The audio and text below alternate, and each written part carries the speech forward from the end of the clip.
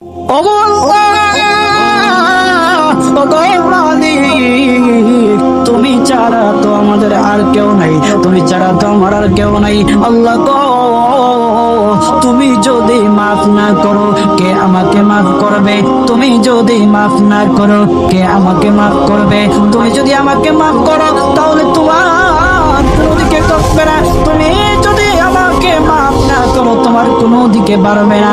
আল্লাহ গো, তুমি আমাকে মাফ করে দাও। সারাটা জীবন অন্যায় কাজ করেছি, সারাটা জীবন নাফরমানি করেছি, আমার কাছে কালেমার দাওয়াত কম আসে নাই, আমার কাছে কালেমার দাওয়াত কম আসে নাই, আমাকে লোকেরা কম বোঝায় নাই।